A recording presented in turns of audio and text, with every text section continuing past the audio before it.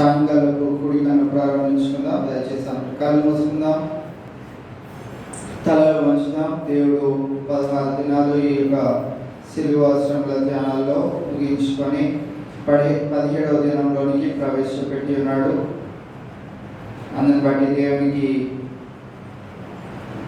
స్తుతులు చెల్లిస్తూ మనం ఈ యొక్క కూడికను ప్రారంభించుకుందాం. దయచేసి కళ్ళు మూసుకుందాం, తలలు వంచుదాం. ప్రార్థనలో ఏకీభవించాలని మనవి చేస్తా ఉన్నాను. మన మధ్యలో పాస్టర్ గారు శ్రీమతి మేరీ జాంపోలం గారు ఉన్నారు. వారు వచ్చి మరి ప్రార్థన చేయవలసిందిగా మనవి చేస్తా ఉన్నాం.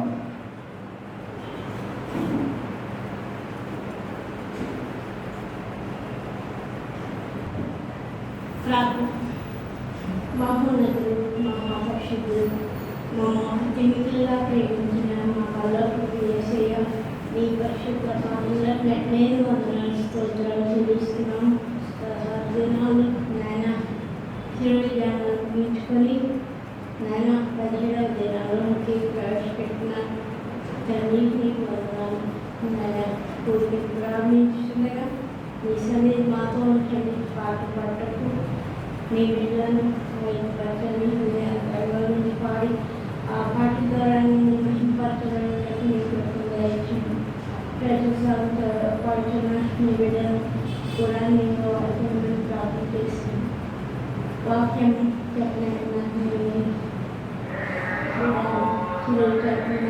మరుగచ్చి వీడంత ఆత్మతో నింపి నీ కోరిగా వాడుకోమని ప్రార్థన చేస్తాను.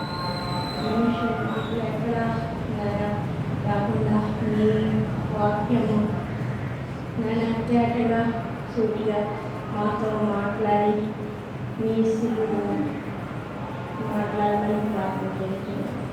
తెచ్చిన ప్రేమతో ఇక్కడ రావాల్సిన వారిని సఫలంగా నటించి ఈ గుడికి ఆదరించినంత వరకు మీరే అధ్యక్షించబడి నడిపించమని నా ప్రభువు రక్షకుడైన యేసుక్రీస్తు పరిశుద్ధ నామములో ఇప్పుడు వేడుకుంటున్నాను తండ్రి. ఆమేన్. సిలువలో సాగింది యాత్ర, కరుణామయుని దయగల పాత్రను. సిలువలో సాగింది యాత్ర, కరుణామయుని దయగల పాత్ర. సిలువలో సాగింది యాత్ర, కరుణామయుని దయగల పాత్ర. ఇది ఎవరి కోసమో, ఈ జగతి కోసమే.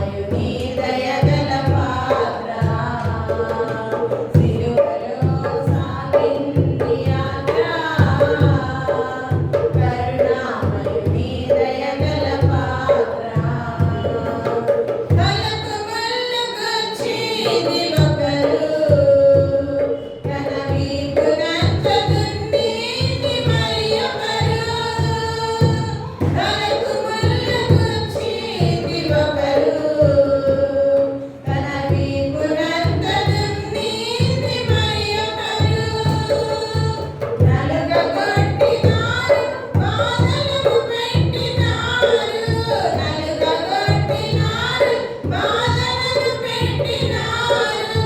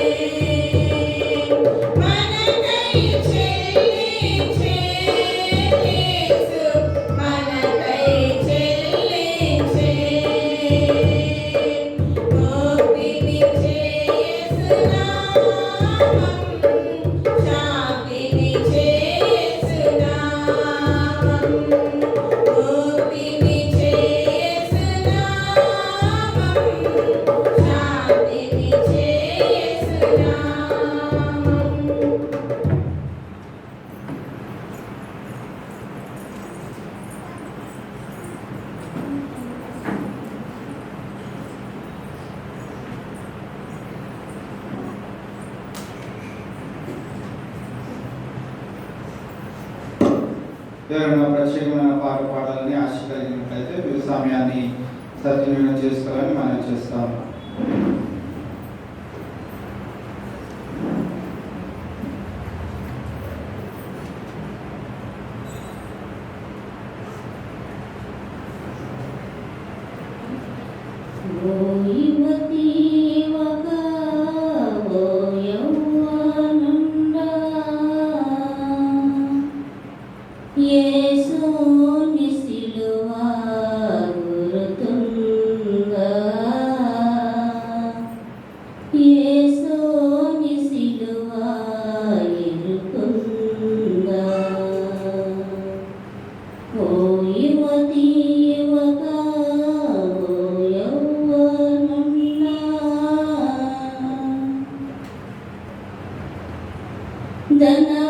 ధనవంతుడేసు దయించి నీపై దారిద్రుడాయన గురుతుందా. ధనవంతుడేసు దయించి నీపై దారిద్రుడాయన గురుతుందా. దాసు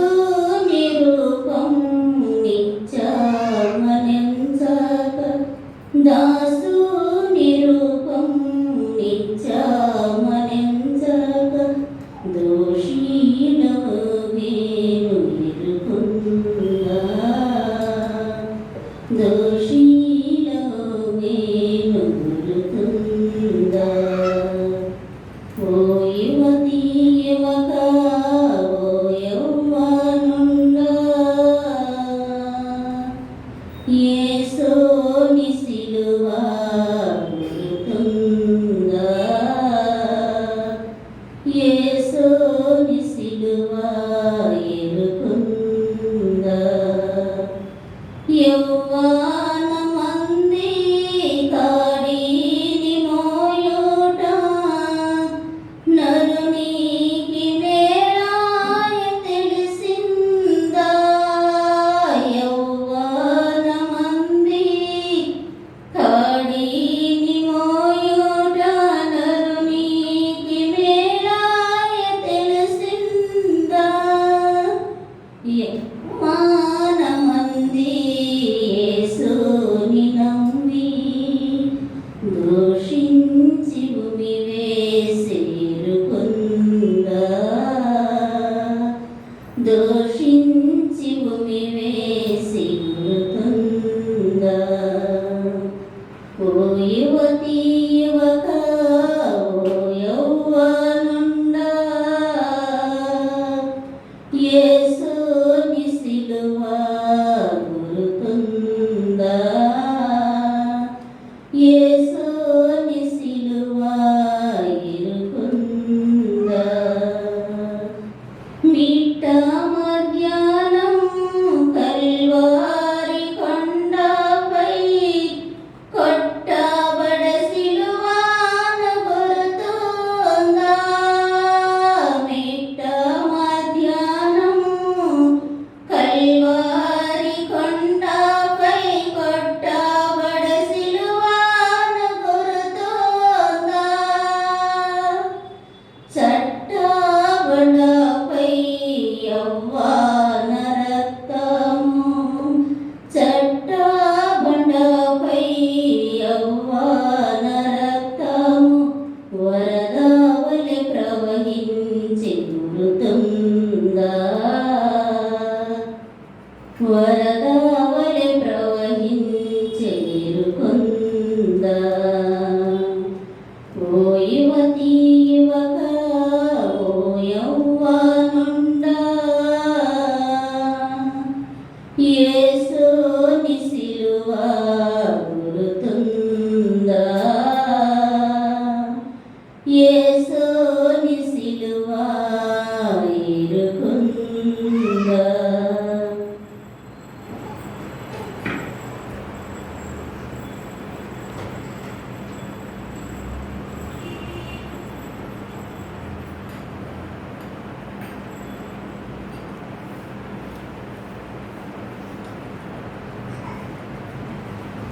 ప్రార్థన చేసుకొని కొద్దిసేపు దేవుని యొక్క వాక్యాన్ని ధ్యానం చేసుకుందాం. మన మధ్యలో సిస్టర్ విజయ గారు ఉన్నారు, వారు వచ్చి ప్రార్థన చేస్తారు. దాని తర్వాత కొద్దిసేపు వాక్యాన్ని ధ్యానం చేసుకుందాం.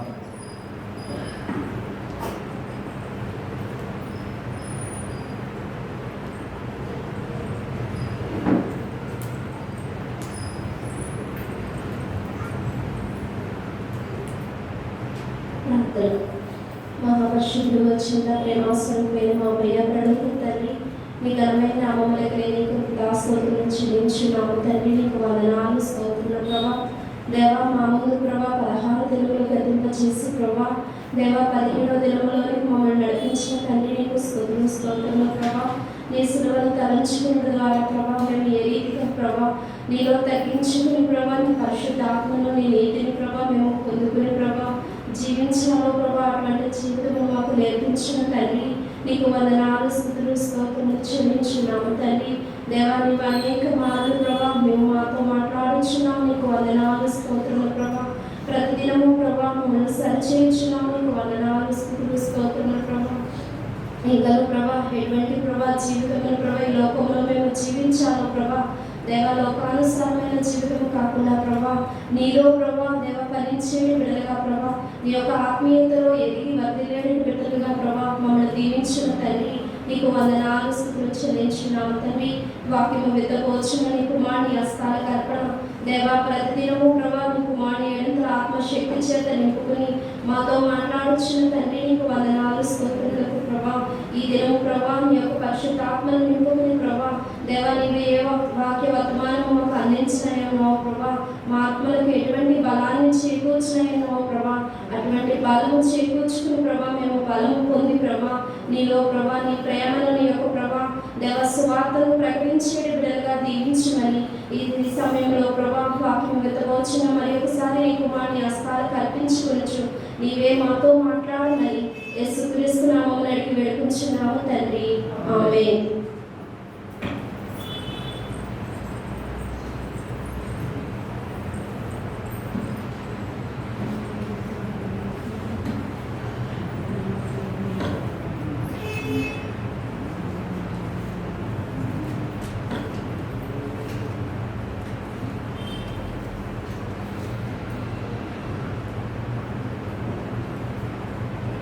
దినము కొద్దిసేపు ఒక ప్రత్యేకమైన విషయం గురించి మనము ధ్యానం చేసుకోబోతున్నాం.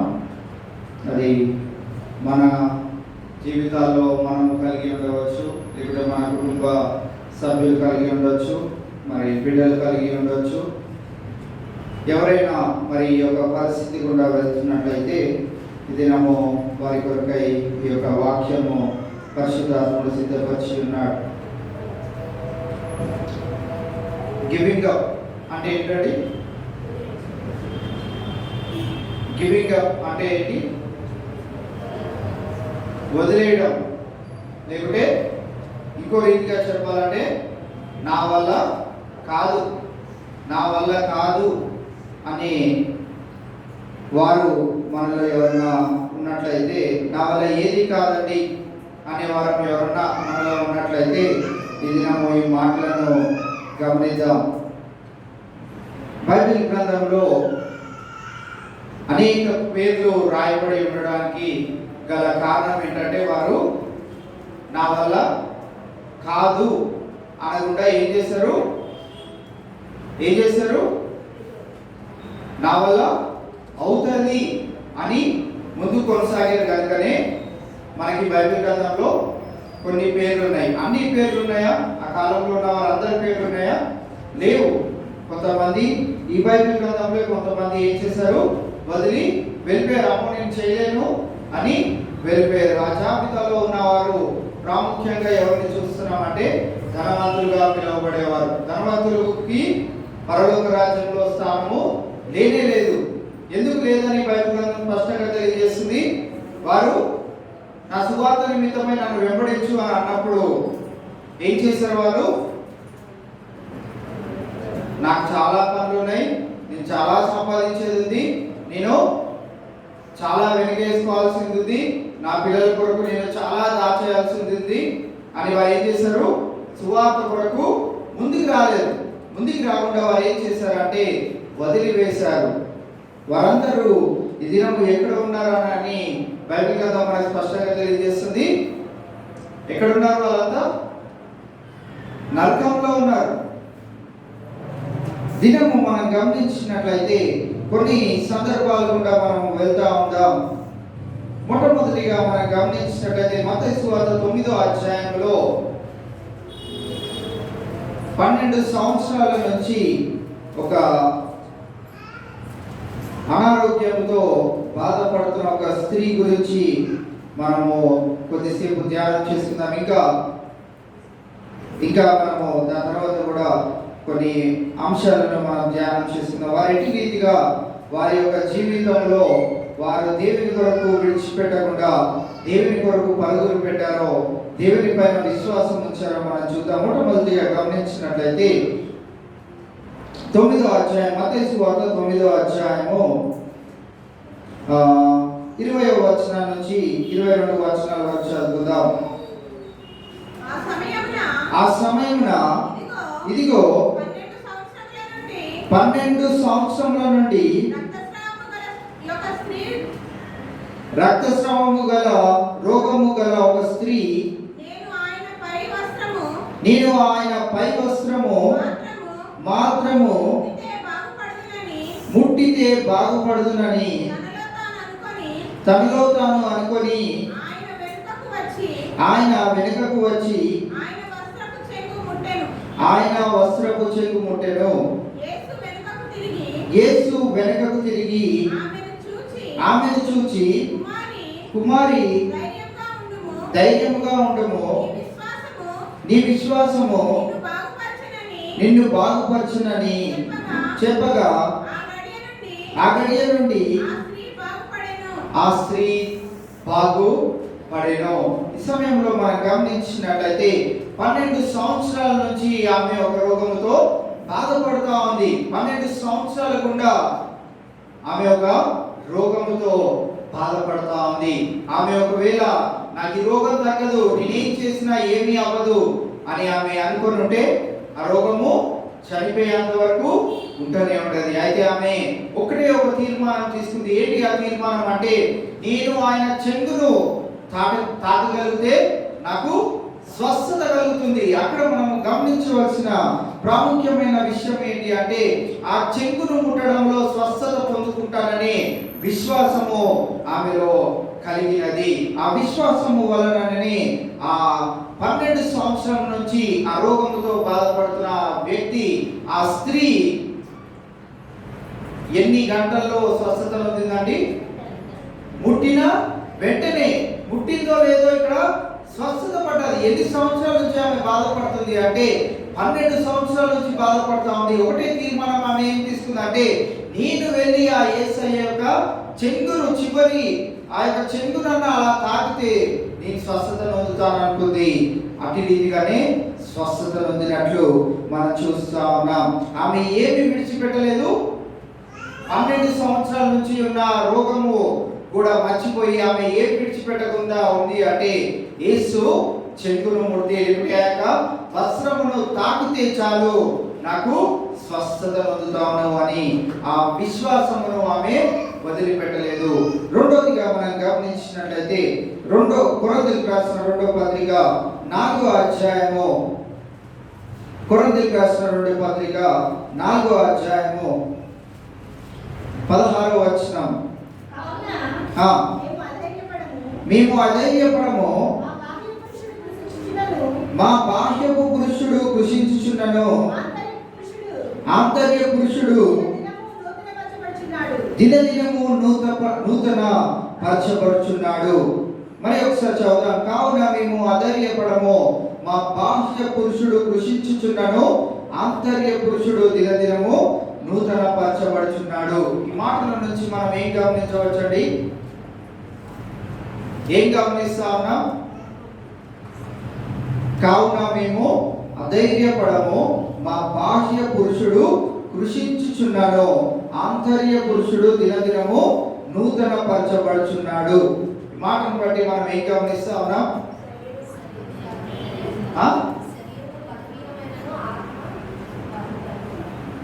శరీరము బలహీనత కలిగినను ఆత్మ, దేవుడు ఆత్మను బట్టి బలము కలిగి ఉంటున్నాం.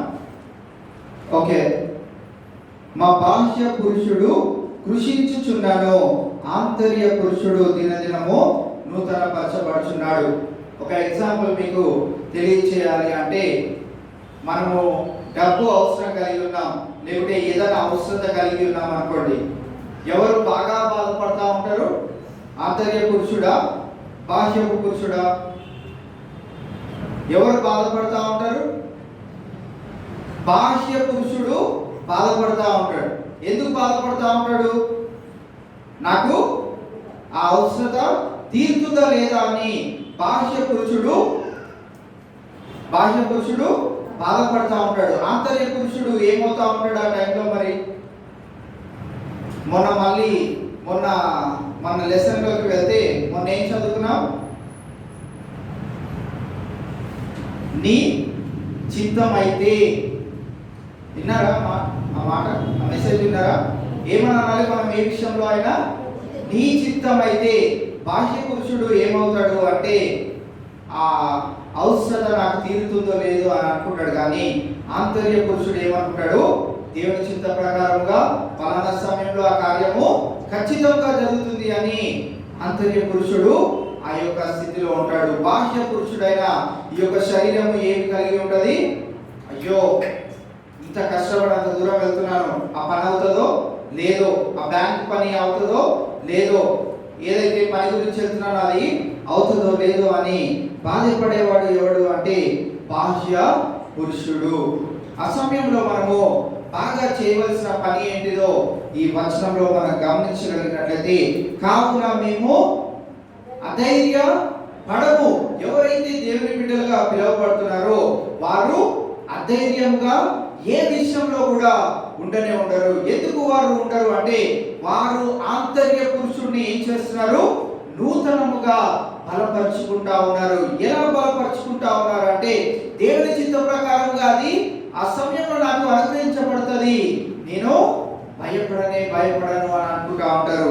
ఒకవేళ మనము బాహ్య పురుషునితో మనము కృషించిపోతున్నట్లయితే, బాహ్యముగా మనము కృషించిపోతున్నట్లయితే, బాధ పొందుతున్నట్లయితే, మనం గుర్తుంచుకోవాల్సిన విషయం ఏంటంటే, మనము ధైర్యంగా ఉండట్లేదు. ధైర్యంగా ఉండని వారు ఎవరు అంటే దేవుని పిల్లలు కాని వారు అనే విషయాన్ని మనం ఈ దినం గమనించుకోవచ్చు. ఈ యొక్క వచనంలో నుండి ఏ విషయంలో వదిలివేయలేమో, లేకపోతే వదిలివేయడం జరుగుతుంది అంటే, మన బాహ్య పురుషుడు ఎంత కృషించిపోతున్నానో, ఎంత కృంగిపోతున్నానో, మన అధైర్యము చెందక మనం ఏమవ్వాలి?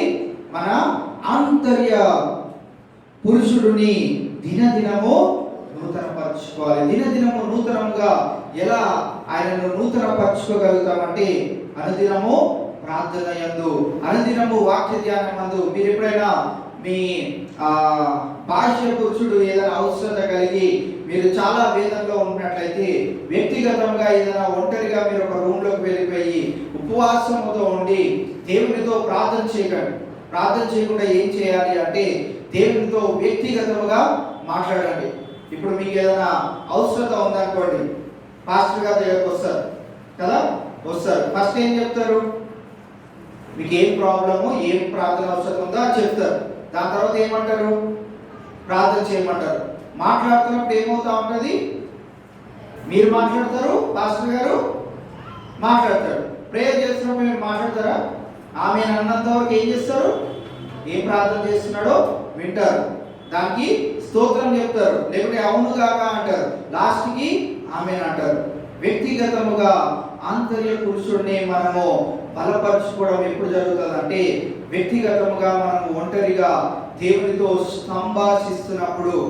మీరు ఒక ప్రశ్న అడిగారు దేవుడిని, మీకు ఏం రావాలి?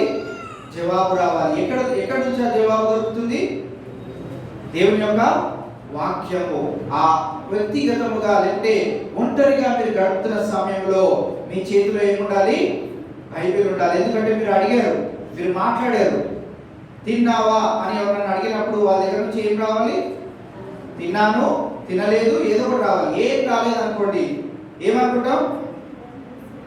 ఆయన మాటలు రావో ఏదో అనుకుంటాం. మనము దేవునితో మాట్లాడుతున్నామని అనుకున్నట్లయితే ఆయన దగ్గర నుంచి వెంటనే ఏం రావాలి? జవాబు రావాలి. ఆయన ఇస్తాడా జవాబు? ఇస్తాడు, వెంటనే ఇస్తాడు. ఆయన ఎప్పుడు అది చేస్తాడో కూడా వెంటనే ఇస్తాడు. ఎప్పుడు ఇస్తాడు అంటే మనము వ్యక్తిగతముగా ప్రార్థన చేయడానికి వెళ్ళినప్పుడు, ఉపవాసముతో దేవుని ఎదుర్కొనడానికి, దేవునితో మాట్లాడడానికి వెళ్ళినప్పుడు మనం ఏం చేయాలంటే ఆయన జవాబులను మనం వెంట పెట్టుకొని వెళ్ళాలి. బైబిల్ని మనం వెంట పెట్టుకొని వెళ్ళాలి. మనం ఆయనతో సంభాషిస్తూ ఉండాలి.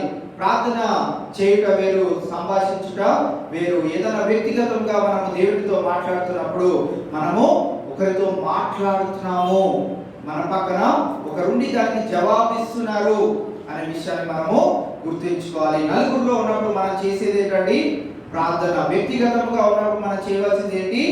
సంభాషణ, మాట్లాడుట మనం చేయాలి. మన ఆంతర్య పురుషుడు నూతన పరచబడుట అనేది ఏంటి అంటే మనము వ్యక్తిగతముగా ఆయనతో సంభాషించడము, నూతనముగా మన దినదినము మన యొక్క ఆంతర్య పురుషుడు వర్ధిల్లాలి, లేకుంటే నూతన పరచబడాలి అంటే మనం ఎప్పుడు ఎలా ఉండాలి? మనము ధైర్యముతో ఉండాలి. ఏ ప్రాబ్లం మనకి ఎదురైనప్పటికీ మనం ఏం చేయాలి? ఖచ్చితంగా దేవుడు నాకు అనుగ్రహిస్తాడనే విశ్వాసము మనలో ఉండాలి. ఆ రక్తస్రావం కలిగిన 12 సంవత్సరాలు నుండి ఆ రక్తస్రావం అనే అనారోగ్యంతో బాధపడుతున్న ఆ స్త్రీ జీవితంలో కూడా ఏమి మనం చూస్తున్నామంటే, ఏదో ఒక రోజు యేసు ప్రభు ఎదురైనప్పుడు నేను ఖచ్చితంగా ఆయన చెంగు తాకుతాను, నేను స్వస్థత నొందుతాను అనుకుంది. ఖచ్చితంగా నొందింది. ఆమె విశ్వాసము ఆమెకు స్వస్థతను అనుగ్రహించినట్లు మనము చూస్తాము. ఇక్కడ కూడా మనం గమనించినట్లయితే మన బాహ్య పురుషుడు ఎంత కృషించిపోతున్నప్పటికీ, ఎంత నలిగిపోతున్నప్పటికీ, ఎన్ని ప్రాబ్లమ్స్ మనకి ఈ యొక్క బాహ్య పురుషుడికి ఎదురవుతున్నప్పటికీ మనం ఏం చేస్తూ ఉండాలి? ఆంతర్య పురుషుడిని బలపరుచుకుంటా ఉండాలి. మనకి వచ్చే ప్రాబ్లమ్స్ బట్టి మన ఆంతర్య పురుషుడిని బలపరుచుకుంటా ఉండాలి. పరుగులు మనము ఆ సహాయం ఈ సహాయం కొరకు పరుగులు పెట్టదు, కానీ దేవుడి సహాయం కొరకు మనము ఒంటరి పోరాటం చేయాలి. ఒంటరిగా దేవుడిని ఎదుర్కొనుట ద్వారా మనము అనేకమైన కార్యములు ఆయన చేయడం మన జీవితంలో చూస్తూ ఉంటాం. 13వ కీర్తనలో మనం గమనించినట్లయితే దావీదు కూడా ఆయన ఎప్పుడు దేవుడు ఒకవేళ నా చేయి విడిచినా కానీ నేను మాత్రము ఆయనను స్తుతించుట మానను అన్న గొప్ప తీర్మానము. David never gave up. ఆయన ఎప్పుడు వెనుదిరగలేదు, లేకుంటే వెనకాడలేదు. ఆయన యొక్క జీవితాంతము దేవుడిని కీర్తిస్తూనే ఆయన జీవితాన్ని ముగించినట్లు మనం చూస్తూ ఉన్నాం. 13వ కీర్తనను కొద్దిసేపు మనం ధ్యానం చేసుకోగలిగినట్లయితే ఒకసారి చదువుదామా? యెహోవా ఎన్నాళ్ళ వరకు నన్ను మర్చిపోదువు, నిత్యము మర్చెదవా? నాకెంతకాలము విముఖుడవైందువు? ఎంతవరకు నా మనసులో నేను చింతపడదును? ఎంతవరకు నా హృదయంలో పగలంతయు దుఃఖాక్రాంతుడనైందును? ఎంతవరకు నా శత్రువు నా మీద తన్ను హెచ్చించుకొనును? యెహోవా నా దేవా, నా మీద దృష్టి ఉంచి నాకు ఉత్తరమిమ్ము. నేను మరణ నిద్ర నొందకుండును, వాని గెలిచితినని నా శత్రువు చెప్పుకొనుకుండును. నేను తూలిపోయి ఉండగా నా విరోధులు హర్షింపకుండును. నా కన్నులకు వెలిగిమ్ము. నేనైతే నీ కృపయందు నమ్మిక ఇచ్చి ఉన్నాను. నీ రక్షణ విషయమై నా హృదయము హర్షించుచున్నది. యెహోవా నాకు మహోపకారములు చేసి ఉన్నాడు, నేను ఆయనను కీర్తించెదను. ఇక్కడ కీర్తనకారుని మనం గమనించినట్లయితే మన పరిస్థితులు కూడా ఒకసారి ఈ మాటలు మనమే రాసామని అనుకోండి. మనం గమనించినట్లయితే దేవా, ఎంతకాలము నన్ను విడిచి వెళ్ళిపోతావు, నన్ను వదిలి వెళ్ళిపోతావు అని మనము ఏదైనా సంతోషకరమైన సందర్భాలు లేకుంటే ఆనందకరమైన సమయంలో మనం ఈ మాటలు చెప్తా ఉంటామా అండి? ఎప్పుడైతే మనకి కష్టాలు, బాధలు, భారముగా మన జీవితం ఉంటుందో ఆ టైంలోనే మనం ఏం చేస్తామో, ఎన్ని రోజులు నన్ను విడిచి వెళ్తావు, సంతోషం ఉన్నప్పుడు మనం ఎప్పుడు దేవుణ్ణి జ్ఞాపకం చేసుకో కదా, చాలా తక్కువ సేపు జ్ఞాపకం చేసుకుంటా ఉంటాం. ఎందుకు అంటే మనకి ఆ టైంలో సంతోషమే ఎక్కువగా కనిపిస్తూ ఉంటుంది. ఆ సంతోషం ఇచ్చిన దేవుడిని మనము విసర్జిస్తూ ఉంటాం. అందుకే మనము చేసే ప్రార్థనలో ఎలా చేస్తూ ఉంటామంటే, ఎన్నాళ్ళు నన్ను విడిచిపెడతా ఉంటాం, ఎన్ని రోజులు నాకే ఈ శ్రమలు అనేటట్టు మనము ప్రార్థన చేస్తూ ఉంటాం. అయితే కీర్తనకారుడు చివరి వచనంలో ఆయన ఏమని తెలియజేస్తున్నాడంటే, నేనైతే నీ కృపయందు నమ్మిక ఇచ్చి ఉన్నాను. ఆ మాటలో మనం ఏం గమనిస్తా ఉన్నామంటే, నీ చిత్తమైతే నన్ను నీవు నా శత్రువుల చేతుల నుంచి విడిపిస్తావు, లేకుంటే నాకున్న సమస్యలన్నింటిలో నుంచి విడిపిస్తావు. నీ రక్షణ విషయమై నా హృదయము హర్షించుచున్నది.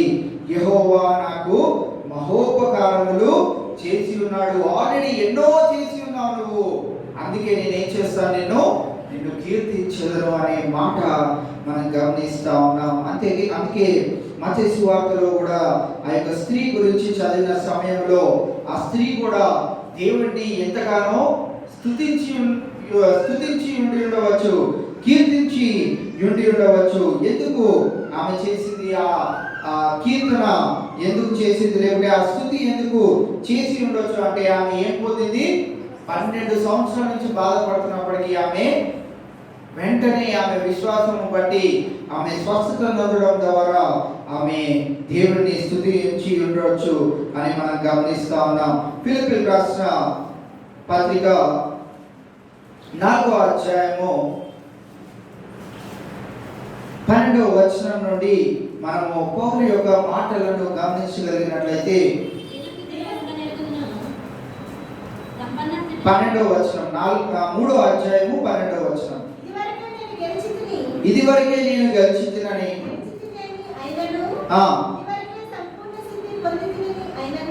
ఇదివరకే సంపూర్ణ సిద్ధి పొందితినైనను నేను అనుకోవటం లేదు, కానీ నేను దేని నిమిత్తము క్రీస్తు యేసు చేత పట్టబడితినో దానిని పట్టుకొనవలెనని పరిగెత్తుచున్నాను. ఇక్కడ ఆపినట్లయితే, నేను దేని నిమిత్తము క్రీస్తు యేసు చేత పట్టబడితినో దానిని పట్టుకొనవలెనని పరిగెత్తుచున్నాను. దేని కొరకై పట్టబడ్డాడు పౌలు? దేని కొరకు పట్టబడ్డాడు? సువార్త కొరకు. సువార్త ప్రకటిస్తున్నాడని పౌలు పట్టబడినప్పుడు ఆయన తెలియజేస్తున్న మాట ఏంటి అంటే, నేను దేని నిమిత్తం క్రీస్తు యేసు చేత పట్టబడితినో దానిని పట్టుకొనవలెనని పరిగెత్తుచున్నాను. సహోదరులారా, నేను ఇదివరకే పట్టుకొని ఉన్నానని తలంచుకొనను, అయితే ఒకటి చేయుచున్నాను, వెనుక ఉన్నవి మరచి ముందున్న వాటి కొరకు వేగిరా పడుచు. మనం గమనించినట్లయితే, వెనుకున్న వాటిని మరచి ముందున్న వాటి కొరకు వేగిర పడుచున్నాడట.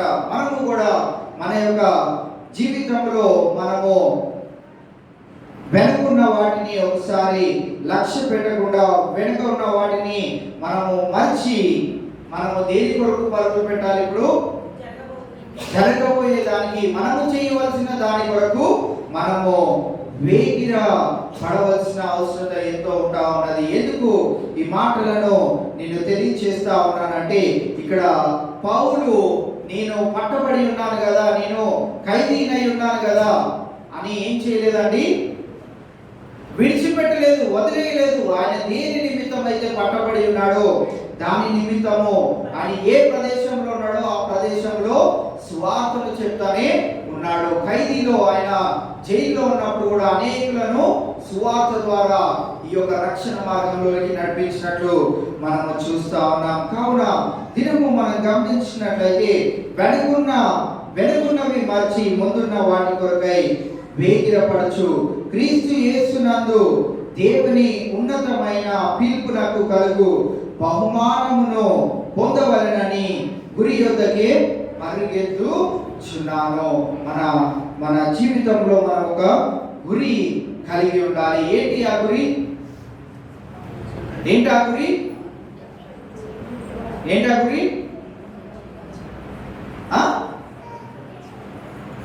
ఏంటన్నా గురి? ఏంటా గురి? ముగిస్తే వెళ్ళిపోవడమా? 8:30 అయితే వెళ్ళిపోవడమా?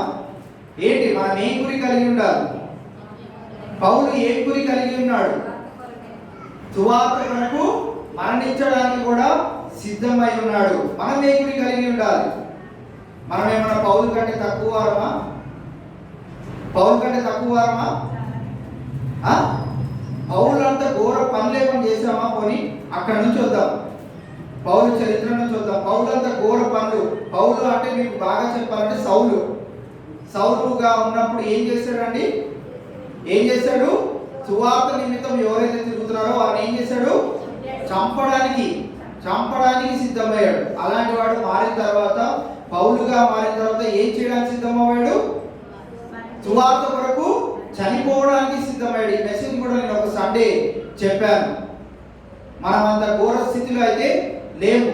సౌలు అంత ఘోర స్థితిలో అయితే లేము. ఎవరిని ఏమీ అనలేదు కూడా. అయితే ఏం పని చేయగలుగుతాము? క్రీస్తు కొరకు సువార్త కొరకు ఏం చేయగలుగుతాం? ఏంటండి మీరు బాగానే చెప్తారు. మళ్ళీ అక్కడికి వెళ్దాం, కొరంథీ పత్రికలోకి వెళ్దాం. మేము భయముతో ఉన్నాము. మా బాహ్య పురుషునితో, మా బాహ్య శరీరముతో మేము చాలా చేయవలసినవి ఉన్నాయి. మీరు పట్టు మనసు వార్త గురించి రండి, అందరం చచ్చిపోదామని అంటున్నారు. ఏంటండి ఇది? వచ్చిన కాసేపు మీకు ఇచ్చిన టైంలో ఏదైనా చెప్పి వదిలేయచ్చు కదా మమ్మల్ని అని అనుకుంటున్నారేమో. బైబిల్ మనకి స్పష్టంగా తెలియజేస్తున్న మాట ఏంటి అంటే, మనము సువార్త కొరకు ఒక అడుగు ముందుకు వేసినట్లయితే దేవుడు ఏం చేస్తాడు? మన చుట్టూ ఏముంచుతాడు? ఆయన రక్షణ కవచాన్ని ఉంచుతాడు. మన ఆయుష్ ఎప్పుడు వరకు ఉందో అప్పుడు వరకు ఆయన యొక్క రక్షణ కవచాన్ని ఉంచుతాడు. మనం ఎన్ని అడుగులు ముందుకు వేయాలని ఈ దినం నుంచి తీర్మానం తీసుకున్నామో అన్ని రక్షణ కవచాలు మన ముందు ఉంటాయి. మన బాహ్య పురుషుడు చేయాలనుకున్నవి కూడా దేవుడు మనకి ముందుగానే దయచేస్తా ఉంటాడు. ఆ విశ్వాసము మనము కలిగి ఉండాలి. ఈ స్త్రీ జీవితంలో ఆమె ఏం కలిగి ఉంది? 12 సంవత్సరాల నుంచి ఎవడు నాకు ఈ రోగం తగ్గించలేకపోయాడు, ఇక నేను చచ్చేంత వరకు ఈ రోగంతోనే నేను చావాలి అని అనుకున్న సమయంలో యేసుక్రీస్తు ప్రభువారి యొక్క చెంగును ఒక్కసారి తాకితే ఏమనుకుంది? స్వస్థత నొందుతాను అనుకుంది. ఏమైంది? స్వస్థత నొందింది. ఒక ముందడుగు వేసింది. ఏదా ముందడుగు? ఒక్క ట్రయల్ చేద్దాం. దేవుని కొరకు కూడా మనము మన పరుగు పందెంలో ఒక్క అడుగు ముందుకు వేసినట్లయితే, అందుకే యాకోబు పత్రికలో 1వ అధ్యాయము 12వ వచనం మళ్ళీ సగంగా మనం తెలుసుకుంటే ఏముంది చచ్చిపోయిన తర్వాత ఏం పొందలేమో అని అనుకుంటున్నారేమో. శోధన సహించువాడు ధన్యుడు, వాడు శోధనకు నిలిచిన వాడై ప్రభువు తాను ప్రేమించు వారికి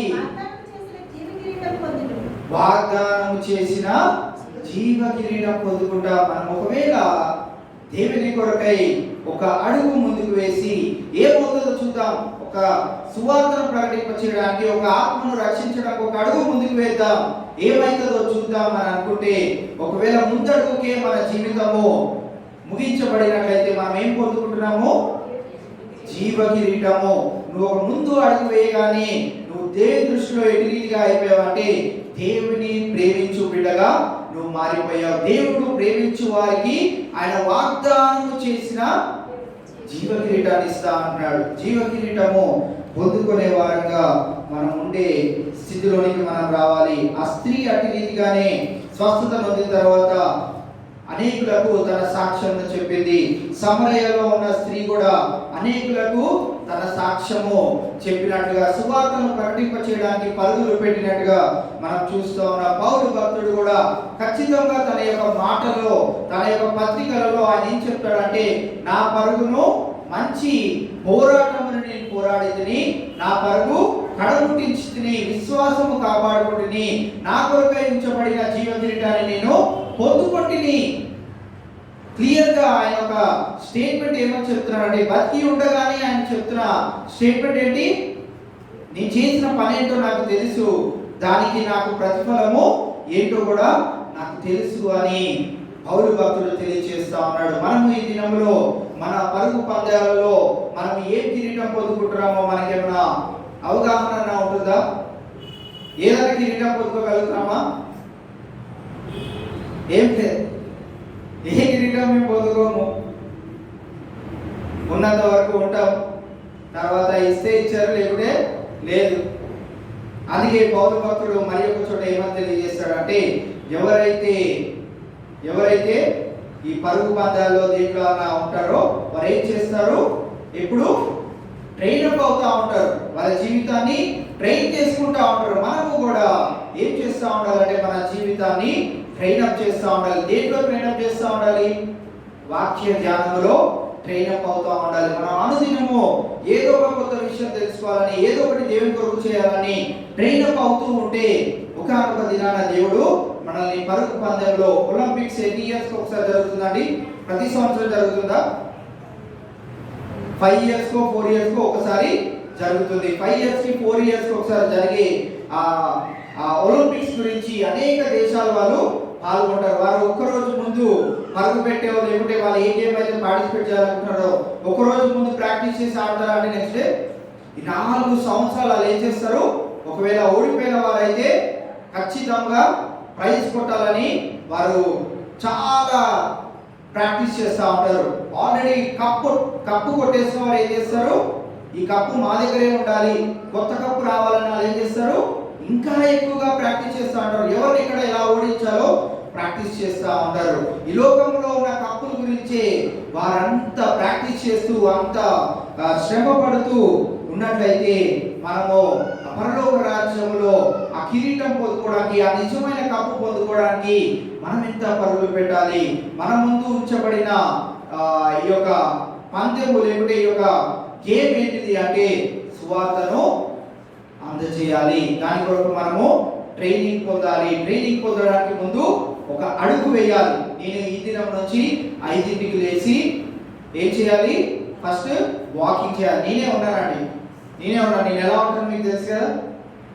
నేను సడన్ గా రన్నింగ్ రేస్లోకి వెళ్ళి నేను ఫస్ట్ ప్రైజ్ కొట్టుకొని వస్తాను అని అన్నారు అనుకోండి, మీరు అందరూ ఏం చేస్తారు? ఇప్పుడు నవ్వట్లేదు కానీ బయటకు వెళ్ళి నిశ్చయం తెలీదా, ఇంత పొట్టేసుకొని ఆడు ఉరుకుతాడట, హుస్సేన్ బోల్ట్ని ఓడిస్తాడట అని అనుకోరా? నా ముందు నవ్వట్లేదు కానీ మీరంతా పక్కకి వెళ్ళి ఏమనుకుంటారు, ఇంత పొట్టేసుకొని హుస్సేన్ బోల్ట్ని ఓడిస్తాడంట రన్నింగ్ రేస్లో, ఇంకా దానికంటే జోక్ ఏమైనా ఉందా అని నవ్వుకుంటాం కదా. ఏం చేయాలి? నేను హుస్సేన్ బోల్ట్ని ఓడించాలంటే ఏం చేయాలి? స్టార్ట్ చేయాలి. ముందు ఒక అడిగి వేయాలి. హుస్సేన్ బోల్ట్ ఏ టైంకి లేస్తాడో దానికంటే 1 గంట ముందు నేను లేవాలి. ఏం తింటాడో దానికంటే మంచిది నేను తినడానికి ప్రయత్నం చేయాలి. ఏమేమి ఎక్సర్సైజ్ చేస్తాడో దానికంటే మంచిది నేను చేయడానికి ప్రయత్నం చేయాలి. అప్పుడు ఏమవుతుంది? ఖచ్చితంగా పోటీనివ్వడానికి సాధ్యమవుతాం. అందుకే జీవ కిరీటము మనం పొందుకోవడానికి మనం సిద్ధం అవ్వాలంటే ముందుగా మనలో ఉండవలసింది ఏంటిది? ఒక అడుగు ముందుకు వేయాలనే ఆలోచన మనము కలిగి ఉండాలి. స్త్రీ అటుగానే చేసింది. దావీదు కూడా ఏం చేశాడంటే, నాకు అవును శ్రమలు వస్తూనే ఉంటాయి, వాటన్నిటిలో నువ్వు విడిచిపెట్టవని నాకు తెలుసు, ఇక ముందుగా నువ్వు ఏమేం చేసావో వాటన్నింటిని ఒకసారి నెమరు వేసుకోలుగా నిన్ను కీర్తించలేకుండా నేను ఉండలేకపోతున్నాను అని అంటా ఉన్నాడు. ఇదిగో ఈ పౌలు భక్తుడు ఫిలిప్పీ పత్రికలో కూడా మనకు తెలియచేస్తుంది ఏంటి అంటే, వెనుకున్నవి మరచి దినాలన్నింటినీ వదిలిపెడదాం. ఎన్ని దినాలు మనం ఒక స్టెప్ ముందుకేయాలని ఆలోచన కలిగి లేమేమో, ఈ దినము ఈ యొక్క లెంటల్ సీజన్ లో దేవుడు మనకి ఒక ప్రత్యేకమైన అవకాశాన్ని మనకి దయచేస్తా ఉన్నాడు. ఏంటిది అంటే వెనకున్న వాటిని, లేకపోతే ఇంతవరకు మనం చేయలేని పనులన్నింటినీ గుర్తు చేసుకోకుండా ఏం చేయాలి? ఇప్పుడు ఏం చేయాలి? వెనకున్న వాటిని మరచి ముందున్న వాటి కొరకై వేగిరపడాలి. పుట్టిగా కాదంట, ఎలా ఉండాలి? వేగిరపడాలి. ముందు స్టెప్పే పరిగెడుతున్నట్టు మనము రెడీగా ఉండాలి. పరిగెట్టే వారు ఎలా కూర్చుంటారండి? కింద కూర్చొని మీరు చూసారు ఎప్పుడైనా? 1 2 3 గో అన్నప్పుడు వారు లెగిసి పరిగెడతా ఉంటారు. మనము కూడా ఏ పొజిషన్ లో ఉండాలి? ఇప్పుడు వాక్యం వింటున్నప్పుడు మనము సిట్టింగ్ పొజిషన్ లో ఉండాలి. పొజిషన్ లో రెడీగా పొజిషన్ లో ఉండాలి. ఇక్కడ నుంచి మనము వెళ్తున్నప్పుడు ఏం స్టార్ట్ చేయాలి? మన పందెము, పరుగు పందెము, సువార్త అనే ఈ యొక్క పందెము మనము ప్రారంభించాలి. అడుగులు ముందుకు వేస్తూ వెళ్ళాలి. వేగిరముగా వాటిని వేస్తూ ఉండాలి. అప్పుడు క్రీస్తు యేసునందు దేవుని ఉన్నతమైన పిలుపునకు కలుగు బహుమానమును పొందవలెనని గురి యొద్దకే పరిగెడుతూ ఉన్నాను. మనము కూడా మన జీవితంలో కూడా ఒక మంచి గురిని మనము కలిగి ఉన్న వారమై ఉంటాం. అది ఎవరు కలిగి ఉంటారు అంటే యేసుక్రీస్తునందు దేవుని ఉన్నతమైన పిలుపునకు కలుగు బహుమానమును పొందవలెనని గురి యొద్దకే పరిగెత్తుచున్నాను. దేవుడు మనందరినీ రక్షించుకున్నది దేని కొరకు అంటే ఈ యొక్క పందెమును మనము పరుగులు పెడుతూ మనము యాకోబు పత్రికలోనికి వెళ్ళేటప్పటికి ఆ జీవ కిరీటమును మనం పొందుకోవాలని ఈ పరుగులన్నీ మనం పెట్టి ఉండవలసిన వారమై ఉంటా ఉన్నాం. కావున మనము దేనికి వెనుదిరగక, దేనిని విడిచిపెట్టే వారంగా ఉండకుండా మనం ఏం చేయాలి? మన పరుగును స్టార్ట్ చేయాలి. యేసుక్రీస్తు ప్రభువారు 30 సంవత్సరాల నుంచి స్టార్ట్ చేద్దాం అనుకోకుండా 50-60 సంవత్సరాలు వచ్చినాక నేను స్టార్ట్ చేద్దాంలే అని అనుకుని ఉంటే ఏమయ్యేదండి? అది లేట్ అవుతా ఉండేది. మనం ఆ దినాల్లో లేమని అనుకోవద్దు, కానీ ఆ దినాల్లో మనము కూడా ఉన్నామని అనుకుని ఉంటే ఆయన మెస్సయ్యగా వచ్చాడు. ఆ 50-60 సంవత్సరాలకి మనం ఈ దినాల్లో ఏమంటున్నాం? వారిని ఏమంటున్నాం? 50-60 సంవత్సరాలు వస్తే ఏమంటున్నాం? 60 సంవత్సరాలు వచ్చినాయి అనుకోండి, ఏమంటున్నాం? ఓల్డ్ ఏజ్కి వచ్చారు, ముసలి వాళ్ళు అయిపోయారు అని అంటున్నాం. యేసుక్రీస్తు ప్రభువు కూడా నిజముగానే 60 సంవత్సరాల వరకు ఉండి అప్పుడు కానీ ఈ పనంతా చేసినట్లయితే మనము ఈ దినము ఆయన అంతగా ఆరాధించేవారు కాదు. ఆయనకి ఇవ్వబడిన ఆ కాలము ఆయన గమనించుకుంటా ఉన్నాడు. 30 సంవత్సరాలకి యవనముగా ఉన్నాడు. చాలా సంపాదించి ఉండవచ్చు. ఒకవేళ యేసుక్రీస్తు ప్రభువారు ఈ దినాలలో సేవకులుగా పిలువబడుతున్న వారు అనేక స్వస్థతలు, అనేక కార్యములు చేస్తూ ఎంత ధనం సంపాదిస్తున్నారో అంతకంటే ఎక్కువగా యేసుక్రీస్తు ప్రభువారు సంపాదించి ఉండవచ్చేమో. ఆయన ఏం చేశాడు? తండ్రి చిత్తాన్ని ఎరిగి ఉన్నవాడు కనుక ఆయన జీవితాన్ని మనందరి కొరకు విడిచిపెట్టి ఉన్నాడు. ఆయన జీవితాన్ని మనందరి కొరకు త్యాగము చేసి ఉన్నాడు. ఆయన పరుగు పందెమును మంచిగా ముగించాడు. మళ్ళీ ఆయన ఏదైతే కిరీటమును పరలోకంలో వదిలి మన కొరకై వచ్చి ఉన్నాడో ఆ కిరీటమును 33.5 సంవత్సరాల తర్వాత ఆయన తిరిగి వెళ్ళిపోయినప్పుడు ఆ కిరీటమును మళ్ళీ ఆయన పొందుకొని ఉన్నాడు. పౌలు భక్తుడు ఆయన చనిపోక ముందే ఆయన ఏమని తెలియజేస్తున్నాడు? నేను ఆల్రెడీ జీవ కిరీటమును నా కొరకై వాగ్దానముగా ఉంచబడిన ఆ కిరీటమును నేను ఆల్రెడీ పొందుకొని ఉన్నాను అని పౌలు భక్తుడు తెలియజేస్తా ఉన్నాడు. యేసు తండ్రి అయిన దేవుడు పాత నిబంధనలో అనేకులకు ఆల్రెడీ కిరీటాన్ని చేశాడు. అబ్రహామే కానీ, నోవాహే కానీ, దావీదే కానీ అనేకులకు ఆల్రెడీ ఆయన కిరీటమును పెట్టి ఉన్నాడు.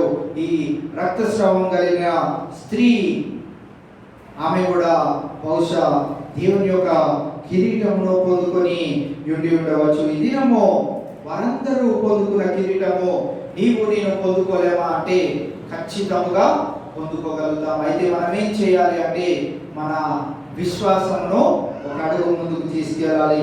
చివరిగా ఒకసారి కొరింథీయులకు రాసిన 2వ పత్రిక 4వ అధ్యాయం 16వ వచనాన్ని మనం చదువుకుందాం. మేము అధైర్యపడము,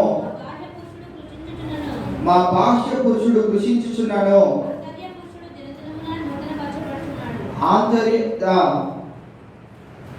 ఆంతర్య పురుషుడు దినదినము నూతన పరచబడుచున్నాడు. ఒక్కసారి మనమందరం ఈ మాటను చెప్తామండి. ఈ వచనాన్ని మనమందరం కలిసి చదువుదాం. 1 2 3 గో. కావున మేము అధైర్యపడము, మా బాహ్య పురుషుడు కృషించుచున్నను, ఆంతర్య పురుషుడు దినదినము నూతన పరచబడుచున్నాడు. దేవుడి కొద్ది మాటలు మనం ఇంటిలో భద్రపరచుగాక. కళ్ళు మూసుకుందాం, ప్రార్థన చేసుకుందాం. మన మధ్యలో బ్రదర్ సురేష్ గారు ఉన్నారు, వారు వచ్చి చివరి ప్రార్థన చేస్తారు. దాని తర్వాత ఈ యొక్క కూడికను ముగించుకుందాం.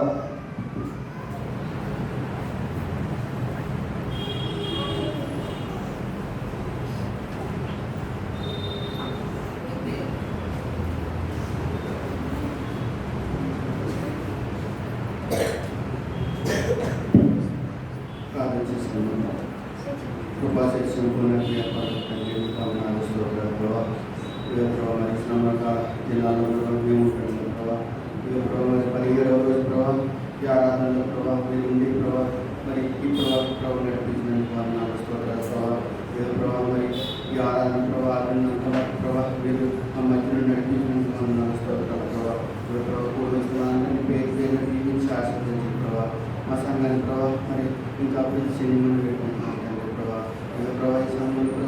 వాక్యాలను బట్టి మేము ప్రార్థిస్తున్నాం ప్రభావ. మరి మేము ఏ రీతిలో ప్రభావ మరి మేము స్తుతించాలి, సేవించాలి ప్రభావ. మరి మాకు అర్థమయ్యే రీతి ప్రభావ వివరించిన ప్రభావ మరి దైవదాసం ప్రభావ మరి మీకు ప్రభావ ఇంకా ఏడంత ఆత్మలో ఇంకా వాడమని ప్రవేశమైన పూర్వస్వామి పేరు దీనికి ఆశీర్వదించినారు. ఇంకా జరగబోయే ప్రభావ మరి జనాలన్నింటిలో ప్రభావ మీరే ముందు నడిపించినారు. ఈ కొత్త ప్రార్థన ప్రవేశనం అడుగుతున్నాం తండ్రి.